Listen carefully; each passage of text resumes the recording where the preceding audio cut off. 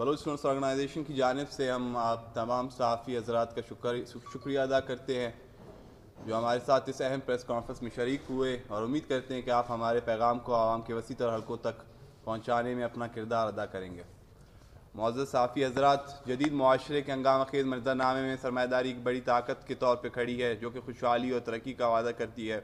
اس کے باوجود اس کے چمکدار چہرے کے نیچے تضادات اور بحرانوں سے بھرا ہوا ایک نظام موجود ہے جو عدم مساوات اور استحصال کو برقرار رکھتا ہے۔ سرمایہ دارانہ نظام پر ایک انقلابی تنقید اس نظام کی بنیادی خامیوں کو بے نقاب کرتی ہے جو زیادہ سے زیادہ منافع اور کموڈیفیکیشن پر مبنی ہے، انسانی فلاح و بہبود پر جمع کرنے کو ترجیح دینے کے رجحان پر روشنی ڈالتا ہے۔ مالیاتی بحران سے لے کے ماحولیاتی انحطاط تک سرمایہ دارانہ نظام کے بحران اس کی غیر پائیدار نوعیت کی دردناک یاد دہانی کے طور پر کام کرتے ہیں جو بنیادی تبدیلی اور متبادل سماجی و اقتصادی ماڈل کے مطالبے کو ہوا دیتے ہیں۔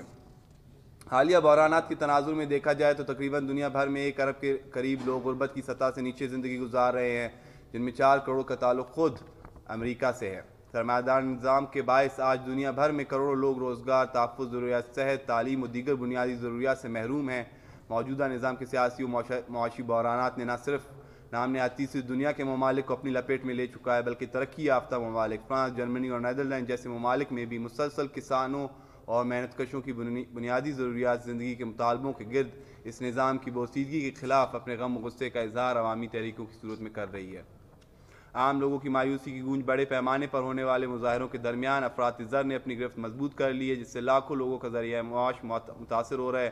قومی ریاستیں جو بظاہر اپنے شہریوں کی حالت زار سے لا تعلق نظر آتی ہیں، وسائل کو جنگی مشینری کی انتک دوڑ میں موڑ دیتی ہیں، چونکہ رہائش کی کمی برقرار ہے، بے روزگاری کی شرح میں اضافہ ہو رہا ہے اور صحت کی دیکھ بھال بہت سے لوگوں کے لیے ناممکن بن چکی ہے۔ حکومتی ترجیحات کا تضاد واضح طور پہ واضح ہو جاتا ہے۔ اگرچہ داخلی مسائل حل نہیں ہوئے اور اربوں ڈالر غیر ملکی امداد کے خزانے میں آسانی سے بہہ رہے ہیں جو یوکرین اور اسرائیل جیسی جگہوں پر جنگ کی مشینری کو ہوا دے رہے ہیں۔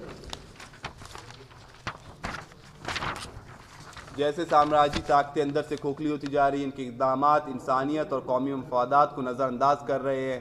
امریکی معیشت 33 ٹریلین ڈالر کے اندرونی قرضوں کے بوجھ تلے دب چکی ہے۔ افریقہ اور مشرق وسطیٰ جیسے خطوں میں تنازعات کو ہوا دینے کے لیے بے شمار وسائل جھونکے جا رہے ہیں۔ یہ واضح عدم اتفاقی مالی بحران میں ڈوبی ہوئی اور ہتھیاروں سے بھری ہوئی سرمایہ دارانہ اصولوں پر قائم قومی ریاستوں کی غلط ترین ترجیحات کی نشاندہی کرتی ہے جو کہ اپنے اندر انسانیت دشمن نوعیت کی نشاندہی بھی کرتی ہیں۔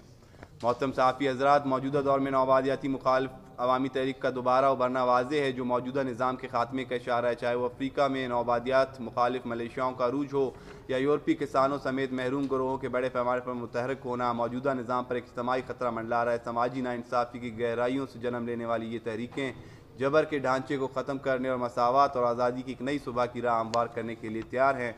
سیاسی کارکنوں کے لیے ضروری ہے کہ وہ اس خوفناک حقیقت کو تسلیم کریں، اس مضبوط نظام کو ختم کرنا کوئی تیز یا سیدھا کام نہیں۔ اپنی موجودہ کمزوری اور فطری بربریت کے باوجود یہ نظام لاکھوں قربانیوں کی قیمت پر اب تک برسر اقتدار ہے اور اپنے اقتدار کو قائم کرنے پر پرعزم۔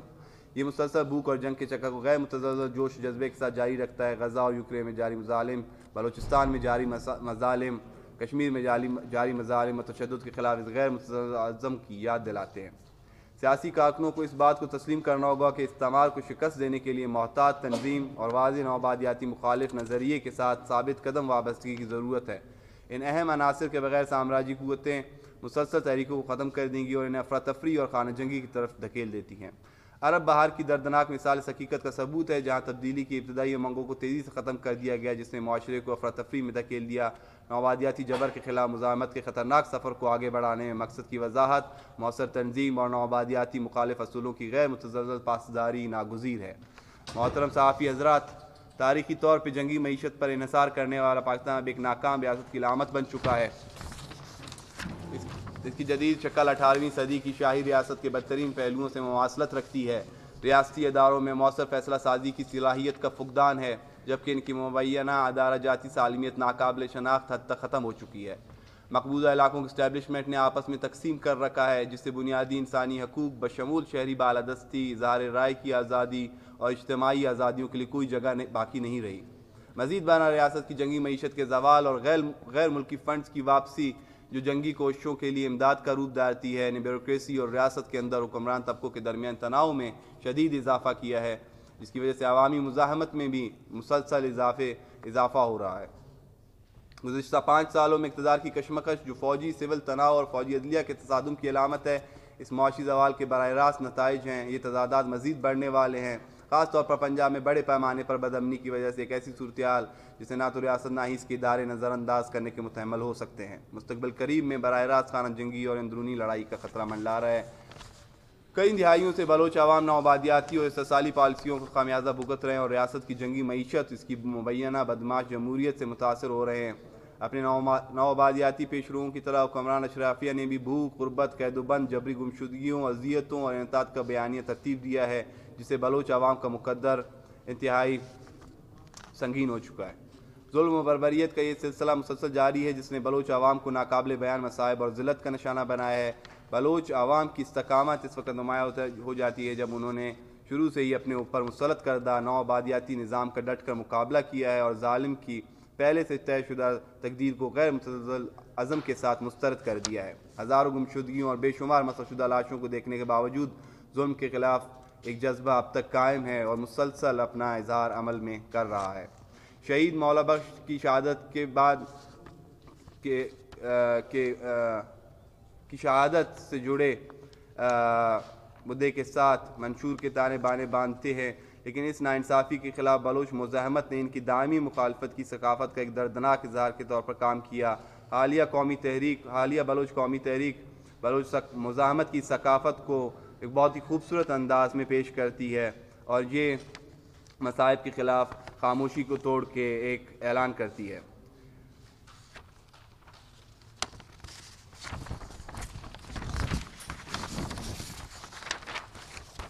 گراں قدر صحافی حضرات، جس تناسب سے سامراجی جبر میں اضافہ ہوا ہے، اس کے برابر غم و غصہ اور مختلف تحریکوں کی شکل میں اپنا اظہار بھی ہو رہا ہے۔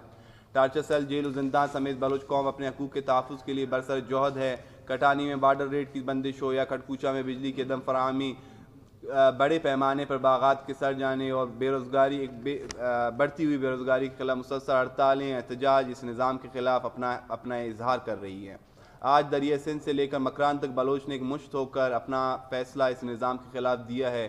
عوام کے اندر غم و غصہ اپنے عروج پر ہو کر کسی بھی طرح سے مزاحمت کا پہلو اپنائے تو دوسرا اہم فریضہ سیاسی کارکنوں پر عائد ہوتا ہے کہ وہ اس جذبات کو حقیقت کا رنگ دے کر عوام کو نجات کا راستہ دکھائیں اور ان کی صف بندی کر کے انہیں مزاحمت کا ایک بلند مینار بنا کر ظالم و غاصب کے سامنے برسر پیکار کر دیں۔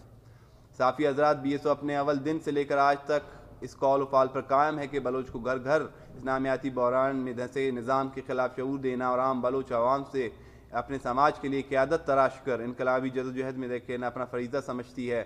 آج بھی اس بات پر ہم مستقل مزاجی سے قائم ہیں اور آگے بڑھ رہے ہیں۔ تنظیم نے جنوری میں مرکزی کونسل سیشن کا اعلان کیا تھا، جو بلوچ نسل کشی کے خلاف چلنے والی تحریک کی وجہ سے ملتوی کیا گیا۔ البتہ مرکزی کمیٹی کے حالیہ اجلاس میں 2 سے 4 مارچ کو سیشن کا انعقاد کا فیصلہ لیا گیا ہے، جو قومی تحریک میں ایک مؤثر کردار ادا کرے گا۔ شکریہ۔